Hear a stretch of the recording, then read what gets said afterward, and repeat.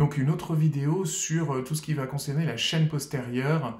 Ce qu'on appelle la chaîne postérieure, c'est le mollet. Le mollet est un système musculaire qui s'insère au-dessus du genou et en dessous de la cheville. Donc il fait un pont au-dessus de deux articulations ou deux complexes articulaires différents. Donc un point très important à retenir quand on cherche à travailler cette chaîne postérieure, c'est qu'il va falloir le faire genou tendu. C'est un point sur lequel nous reviendrons. Donc ça concerne toutes les pathologies du tendon d'Achille, tendinite du tendon d'Achille, rééducation après rupture du tendon d'Achille, maladie de Haglund, donc ça c'est quand le calcanéum vient frotter contre le tendon d'Achille, et qu'au niveau chirurgical, on a en quelque sorte raboté la face postérieure du calcanéum, qui est l'os du talon. Aussi toutes les pathologies de la voûte plantaire, donc essentiellement l'aponévrosite plantaire, et aussi les patients qui vont souffrir suite à un hallux valgus ou spontanément de métatarsalgie, c'est-à-dire les douleurs sous la partie ronde du pied avec cette impression de marcher sur un caillou. Donc toute cette rééducation passe par des étirements de la chaîne postérieure.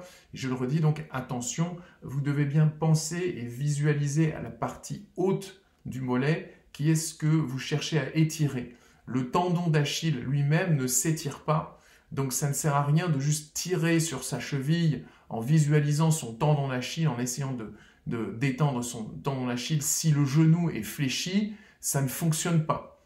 Ce qu'il faut étirer, c'est le haut du mollet. Donc, je vais vous montrer comment on fait ça. Donc, il faut avoir un support devant soi, comme ce mur. Il faut que le pied soit bien dans l'axe. D'accord ? Il ne faut pas mettre le pied de travers comme ceci, car sinon, on n'étire rien du tout. Il faut vraiment que le pied soit dans l'axe. Et donc ensuite, on va se rapprocher du mur et on va reculer la jambe que l'on doit rééduquer. Et vous voyez ce que font la plupart des patients, c'est en général, on démarre comme ça avec le genou fléchi. Mais il ne faut pas faire ça, il faut absolument tendre le genou. Et ce que vous visualisez, ce que vous essayez de faire, c'est de garder le talon à plat sur le sol et de reculer votre genou. Et vous cherchez à mentaliser, à visualiser, à ressentir la partie supérieure du mollet, ici. Je vais vous le montrer. Donc c'est cette partie-là qu'on cherche vraiment à étirer.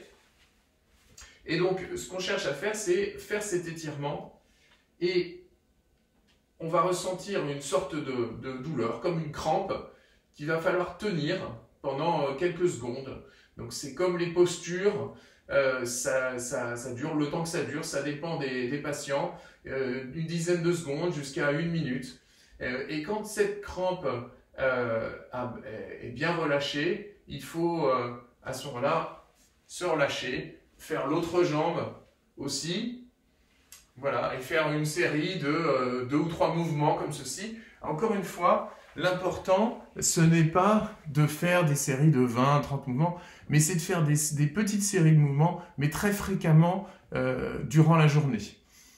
Pendant que vous ne faites pas les mouvements, votre opération, vos tissus cicatrisent et se raidissent à nouveau. Donc il faut les accompagner, il faut entretenir ce mouvement pour que la possibilité de ce mouvement puisse s'inscrire dans les fibres de vos tissus.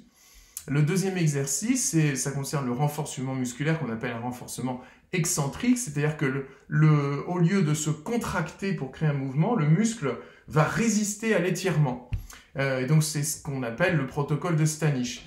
Donc pour faire ça sans matériel, sans kinésithérapeute comme ça peut être le cas en ce moment, eh bien pareil, on se met en face de notre mur, on va monter sur la pointe des 2 pieds et ensuite on va mettre son poids sur le pied qu'on cherche à rééduquer et on va descendre. On refait ça plusieurs fois, alors en général c'est entre 5 et 15 fois. Le but étant de ressentir une sensation d'échauffement dans le mollet qui ne doit pas être désagréable, qui en tout cas ne doit pas être douloureuse. Voilà, et ensuite de faire une petite pause et pareil, de le faire 2 ou 3 fois. L'important étant de le faire de façon incrémentielle et fragmentée, mais fréquemment au cours de la journée dans l'objectif de progresser. Donc rappelez-vous bien, le point essentiel, c'est le haut du mollet que vous cherchez à étirer, pas le tendon d'Achille. Donc mobiliser son tendon d'Achille comme ceci, tirer sur son pied avec un genou plié, ça ne sert pas à grand chose, c'est pas le but de cette rééducation. Donc voilà pour cette vidéo sur l'excentrique et la chaîne postérieure.